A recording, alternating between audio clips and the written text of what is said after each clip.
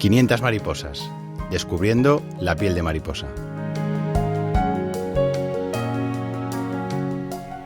Hola, ¿qué tal? Bienvenidos al podcast 500 mariposas, el nuevo proyecto de la ONG Debra Piel de Mariposa en colaboración con AMRIT. Un nuevo podcast de referencia para pacientes, profesionales sanitarios y para la sociedad en general, a través del cual podremos conocer de la mano de expertos, de los propios pacientes, todos los aspectos de la enfermedad, de esta enfermedad rara y también sus desafíos. Yo soy Paula Pérez y puedo decir en nombre de Debra y de AMRIT que estamos muy ilusionados con este proyecto que busca dar continuación a la campaña 500 mariposas, una campaña que nació el año pasado y que nació con el objetivo de dar visibilidad a las historias de estos pacientes, de alrededor de 500 pacientes que padecen piel de mariposa en España. Y bueno, y sin más dilación, voy a presentar a nuestro primer invitado. Él nos va a adentrar en lo que es la epidermólisis bullosa o piel de mariposa. Y bueno, presento al doctor Raúl de Lucas. Él es jefe de sección de dermatología pediátrica en el Hospital La Paz y además responsable del CESUR de epidermólisis bullosa. Bienvenido, Raúl. Bueno, muchas gracias, Paula, y la verdad es que estoy encantado de participar en este proyecto porque si hay algo importante en las enfermedades raras en general y en concreto en la epidermólisis ampollosa es la visibilidad, ¿no? Y que bueno, pues que estas historias que se han estado contando, fíjate que yo conozco muy bien a la mayoría de los pacientes y cuando los escuchas, cuando los ves, son historias que emocionan. O sea, que enhorabuena por la campaña. Muchísimas gracias, Raúl. Vamos a empezar un poco porque hablábamos de piel de mariposa, de epidermólisis bullosa, ampollosa. Cuéntanos un poco en qué consiste esta enfermedad. Bueno, pues no es una enfermedad, son varias enfermedades. Las epidermólisis ampollosas hereditarias son enfermedades de causa genética, es lo que conocemos como piel de mariposa. Realmente lo que ocurre es que los mecanismos de anclaje de las distintas capas de la piel están comprometidos. Que dicho de una manera más coloquial es que el pegamento que hay entre las dos capas más importantes de la piel, que son la epidermis y la dermis, pues de alguna manera está estropeado, ¿no? De tal manera que pueden aparecer ampollas de forma espontánea o ante mínimos traumatismos.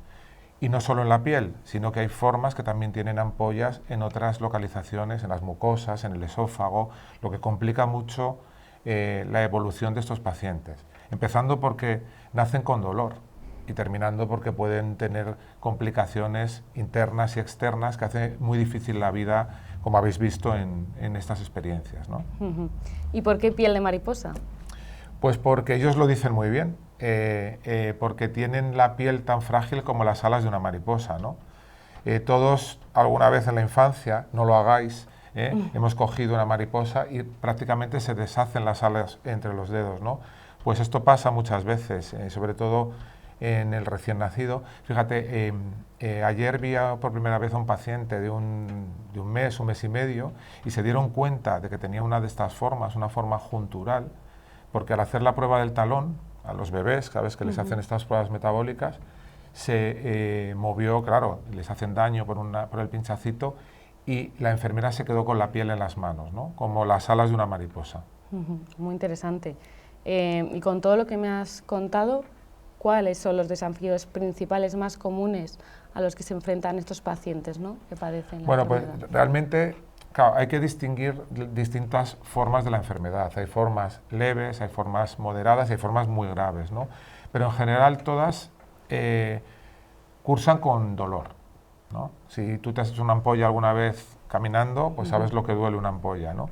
Entonces date cuenta que muchos de ellos tienen ampollas en cualquier parte del cuerpo, pero en concreto un bebé, imagínate con ampollas en la boca, ¿no?, en los labios, cuando su alimentación depende de la succión, ¿no? Entonces ya hay que buscar estrategias para esto.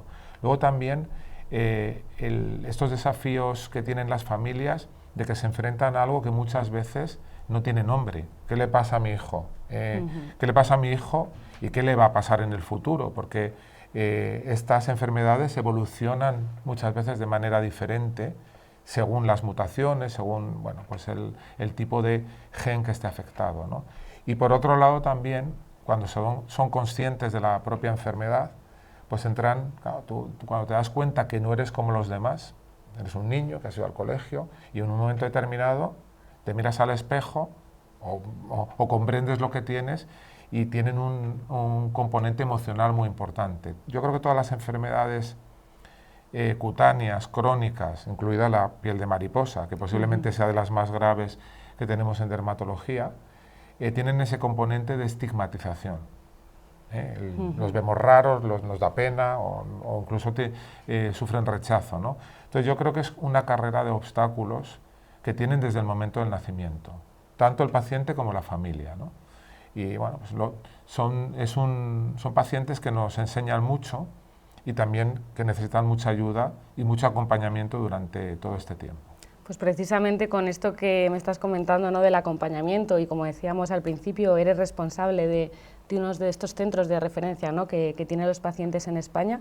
¿Qué significa ser un centro de referencia? ¿Cuántos tenemos? ¿Qué atención se brinda a estos pacientes y a sus familias? Bueno, pues los centros de referencia de cualquier patología, los CESUR, como decías inicialmente, son en el fondo una autopista sin peaje para que la gente pueda llegar de una manera sencilla. Esto es la teoría. ¿Qué problema tenemos? Pues tenemos un problema que cuando te designan centro de referencia es una designación, esto es como cuando eres el presidente de la comunidad, ¿no? Pues, o sea, es una faena, porque al final nadie cobra por ser presidente de la comunidad y te comes todos los marrones de la comunidad, ¿no? Pues un poco lo que nos pasa es esto, no tenemos más recursos por ser centros de referencia y luego además te encuentras que tienes que organizar tu actividad para atender a estos pacientes.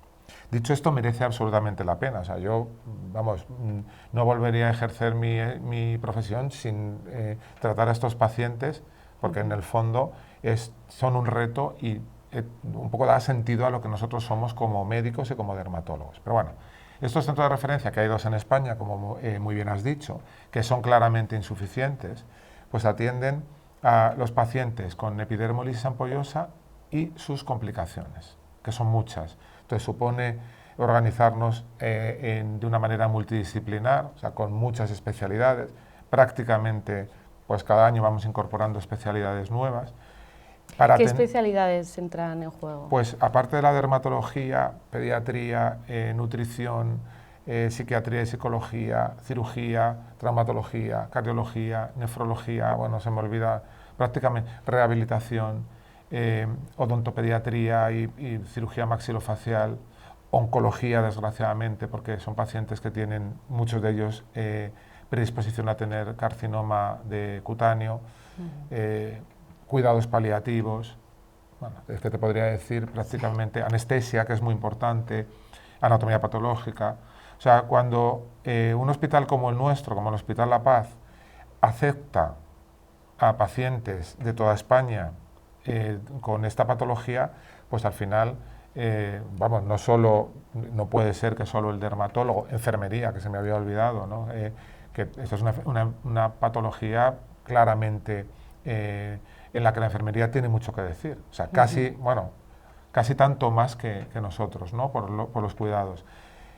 Pues te decía que cuando vienen muchos pacientes, nosotros tenemos más de 250 pacientes en nuestro centro de referencia, pues hay que organizar pues las visitas. Es complicado, vienen de fuera, o sea, no pueden venir para una consulta de 15 minutos, imagínate, de odontopediatría, o porque tienen un problema en una pieza dentaria, ya aprovechamos, hacemos nutrición, le vemos en dermatología o lo que tengan que hacer, ¿no?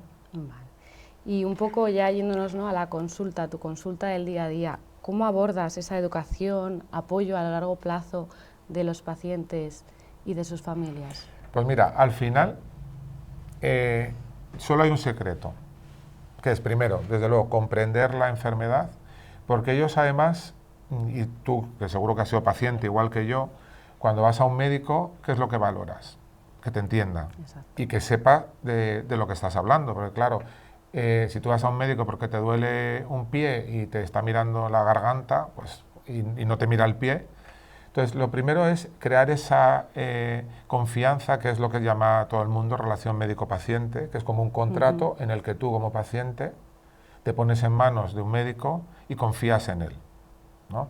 Y yo creo que es muy bueno que a la gente que nos vea entienda que la confianza es fundamental. Yo sé que hay muchas tentaciones en las redes, en todos los lados, entonces la gente, y hemos visto además que ahora mismo los pacientes construyen la casa por el tejado, vienen pidiendo tratamientos, también estos nuestros de piel de mariposa, ¿eh? Entonces, esto no puede ser, o sea, el tratamiento viene de ese contrato, o sea, viene de intentar resolver un problema, ¿no?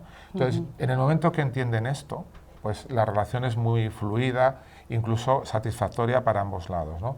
Y el secreto está en hablar y en entender la realidad que tiene un paciente que no vas a poder curar, que también es importante, y que vas a tener que acompañar durante mucho tiempo, ¿no? Entonces ahí intervienen muchos actores, interviene desde luego la familia, que es fundamental. Si no hay feeling con la familia, olvídate. Intervienen las asociaciones de pacientes, ¿eh? Al final estos pacientes con enfermedades raras se benefician mucho de que otros como ellos, sus iguales, pues luchen para conseguir, y han luchado mucho y han conseguido muchas cosas para conseguir, pues que, por ejemplo, que los apósitos sean gratuitos, que tengan unas bajas adecuadas a la gravedad de la enfermedad. Todo esto, y que es el acompañamiento, es realmente el único secreto de tener una consulta como la que tenemos nosotros, ¿no? Y un poco en colación con esta pregunta, ¿qué consejos, porque cómo abordas, te decía, esa educación, ese apoyo, pero qué consejos das a los pacientes y a sus seres queridos que al final pues conviven con ellos en el día a día en términos de cuidado de la piel y de calidad de vida? Nosotros tenemos una manera de trabajar que yo creo que es común al otro CESUR, que es Sant Joan de Déu, y el Clínic de Barcelona, que es un consorcio, y lo que intentamos es hacer capacitación también de las familias. Y me explico. O sea, cuando hay un nacimiento, tú recibes a un paciente por primera vez, hay que planificar muchas cosas. O sea, la situación buena, digamos, es el hospital. Entonces, hay enfermería, hay una mesa siempre, o una tijera siempre, o apósitos, o si hay una complicación, hay fiebre, hay alguien que lo ve. Y estas familias necesitan entrenarse de alguna manera para poder, bueno, pues resolver los problemas o las circunstancias que aparezcan en el día a día. Que esto, como cuando tienes un bebé y estás 2 o 3 días en la maternidad y dices, qué bien, qué bueno es, ¿no? Lo dicen todos los padres. Entonces, cuando llegas a casa y vienen los problemas, no sabes por qué llora, no se lo lleva a nadie, pues esto es igual, ¿eh? Entonces, es muy importante eso, o sea, lo que es la capacitación. Y luego en cada consulta, son consultas muy largas, consultas en las que contamos con la enfermería, como te decía antes, que es fundamental, pues lo que se hace es una valoración, pues no solo de la piel, que te diría que casi es más importante la otra, esa valoración social, esa valoración familiar, que los médicos muchas veces estamos al margen de esto. Yo, ¿sabes cuándo me di cuenta del valor de ese acompañamiento? Desde luego, yo he tenido la suerte de iniciarme en epidermolisis ampollosa con Debra. No teníamos enfermería en aquella época, entonces Nati y Esther, que eran, bueno, enfermeras míticas de Debra, que creo que Nati va a participar. Bueno, pues, no os perdáis a Nati. Bueno, pues yo me di cuenta de lo importante que es, bueno, pues el no tener prisa, que los médicos para eso siempre tenemos prisa, tienes que hacer 50 cosas a la vez, ¿no? Porque hay más pacientes, o sea, ojalá tuviera un paciente cada hora o cada hora y media, ¿no? Pero me di cuenta sobre todo en la pandemia. En la pandemia, pues bueno, no lo tengo que recordar, se cerraron las consultas y nosotros casualmente teníamos 6 pacientes ingresados con epidermolisis ampollosa. Y además 6 pacientes muy graves. Y 6 pacientes, incluso uno se quedó atrapado fuera de su país en España y no podía volver. Con lo cual, claro, tampoco había enfermería como para hacer una cura con 3 enfermeras. Y yo hice las curas con una de mis enfermeras, con Isabel, pues prácticamente todas las curas. Entonces me di cuenta lo que era que te duelan los pies de estar 3 horas de pie. Bueno, pues de lo que sufren estos pacientes, pues claro, no es lo mismo, pues tú vas, estás 20 minutos, valoras las lesiones, esto está infectado, esto no está infectado, tomas una muestra, haces una biopsia, lo que sea, o sea, el trabajo de un médico. Pero retirar el apósito, el utilizar pues trucos para que toleren las curas, el hablar muchas veces con la familia y el encontrarte con una mirada de un padre que lleva muchos años teniendo una relación patológica con sus hijos, que es que claro, con tus hijos te tienes que relacionar pues con cosas buenas, tienes que ir de viaje, ir a Disneyland, primer día del colegio. La relación de estos padres son 2 horas de curas en casa y 2 horas con dolor y con, ¿no? Entonces me di cuenta de lo importante que es este trabajo y sobre todo el acompañamiento. Y bueno, y si pudieras escribir la carta a los Reyes Magos, ¿cuáles son tus esperanzas, tus metas para mejorar y seguir mejorando, ¿no?, esta atención médica, esta calidad de vida de los pacientes? Hombre, vamos a ver, si yo pudiera escribir la carta a los Reyes Magos, borraba de un plumazo esta enfermedad, eso para empezar. Pero, hombre, yo creo que hay que ser realista, porque muchas veces pedimos cosas que son imposibles. Entonces, yo creo que hay que ser realista. Y yo creo que vamos por buen camino. Vamos por buen camino porque tenemos ya productos y fármacos con indicación en epidermolisis ampollosa que yo no lo había soñado en este tiempo que llevo dedicado a esto, que son pues casi 25 años. Y tenemos sobre todo investigación. O sea, hay investigación en terapia génica, que es modificar de alguna manera la expresión de estos genes, con células madre, tenemos muchas cosas. Pero yo lo que pediría es rapidez. O sea, el problema de la investigación y el problema de la investigación en España y en el mundo en general es la lentitud. Es desesperante el que cuando aparezca una idea se tarden años en poderla implementar en la clínica. Te das cuenta que en esos años han pasado cosas. Pues han pasado cosas, como poco el sufrimiento. Y muchas veces se van quedando en el camino, digo que mueren pacientes que a lo mejor dentro de 10 años se podrían beneficiar de lo que se está investigando ahora, ¿no? Entonces yo lo que pediría a los Reyes Magos es rapidez. O sea, que existiera ese catalizador que digas, y de repente, pues como pasa con Internet, ¿no? De repente te das cuenta que estamos en el 4G, en el 5G, en el no sé qué. Pues yo pido un 5G o 6G para la epidermolisis ampollosa. Esperamos que te puedan oír. Y ya centrándonos en eso que has traído, ¿no?, en la parte de investigación, de tratamiento, comentabas que ha habido avances durante estos últimos años. ¿Cuáles son estas nuevas terapias? Pues mira, lo que tenemos ahora mismo indicado es un producto tópico que lo que hace es reducir el tiempo de evolución de las heridas, que parecerá poca cosa, pero es muy importante, porque quien padece la herida es el que tiene el sufrimiento. Y luego hay investigación en terapia génica, como te decía, con fármacos tópicos, que es muy interesante, que de alguna manera modifiquen y faciliten la expresión del gen, de alguno de los genes. Normalmente trabajamos en distrófica recesiva porque es la que más impacto da en la vida de los pacientes, pero tenemos productos, ensayos clínicos con células madres mesenquimales, con nuevos fármacos para mejorar y aliviar la evolución de la enfermedad, disminuir la fibrosis que tienen muchas veces, que les dificulta pues, el utilizar la pinza en las manos de una manera habitual, bueno, mejorar también la deglución evitando la estenosis esofágica. Hay mucha investigación, pero debemos ser muy cautos, porque claro, el mensaje es hay investigación y el mensaje debe ser que esa investigación desgraciadamente no se implementa al día siguiente en la clínica. Entonces, claro, yo entiendo, vamos, no sabes cómo entiendo a las familias, ¿no? Porque nos llaman y ha salido no sé qué, ya me han dicho tal, ¿cuándo podemos empezar? Y entonces tienes que explicar que después de una idea hay que hacer una serie de ensayos clínicos para garantizar la seguridad, eficacia, etcétera, ¿no? Claro, la gente tiene muy reciente lo del COVID. Dice, pero si con el COVID en 6 meses teníamos vacuna. Claro, el COVID no es piel de mariposa, esto es mucho más complejo. Las enfermedades infecciosas van por otro lado.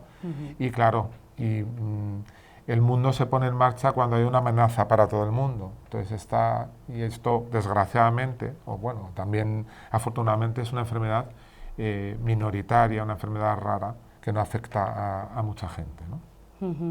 Bueno, y como pregunta final, ¿aún queda mucho camino por recorrer para encontrar la cura? Desgraciadamente aún queda mucho, pero yo quiero ser optimista y creo que no sé si curar, pero aliviar, vamos a aliviar. Y de hecho, yo desde que empecé a tratar a estos pacientes, la intervención nutricional, el tipo de cuidados, la enfermería, las asociaciones de pacientes han mejorado mucho pues esa manera de vivir la epidermolisis ampollosa, ¿no? Ellos dicen, y yo creo que está muy bien, yo no soy enfermo, soy afectado, ¿no? Porque tú puedes vivir con tus limitaciones, como podemos tener tú y yo, y bueno, pues tener una vida más o menos normal.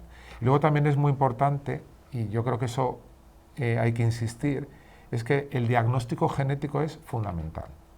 Si hay una posibilidad de hacer un tratamiento, una terapia avanzada, es teniendo bien categorizado al paciente, ¿no? Porque esto no nos olvidemos que es una enfermedad genética, entonces tenemos que saber exactamente qué es lo que pasa en el gen, ¿no? Y sobre todo el consejo genético. O sea, si tú tienes un hijo o un familiar con epidermolisis ampollosa, pues creo que, bueno, tenemos más que medios en el momento actual en este rincón del mundo, que es el primer mundo, para que no nazcan niños con epidermolisis ampollosa, ¿no? Yo creo que un ejercicio de bondad y de generosidad es si tú puedes evitar que lo mejor que tenemos en nuestra vida, que son nuestros hijos, sufran, pues evitar ese sufrimiento. Si para eso tienes que hacer consejo genético, por mucho que tengas conflictos éticos o lo que sea, yo creo que está justificado. Yo en esto me posiciono claramente, o sea, que ser respetuoso con todo, pero en las formas graves yo creo que hay que tener una actitud pues no beligerante, pero casi, ¿no? Agradecemos muchísimo, ¿no?, que nos hables con esta transparencia y gracias por habernos acercado la enfermedad, contado, ¿no?, cómo viven estas consecuencias los pacientes y bueno, gracias a todos los oyentes por habernos acompañado en este primer episodio del podcast 500 mariposas. Nos vemos pronto. Muchas gracias. Gracias.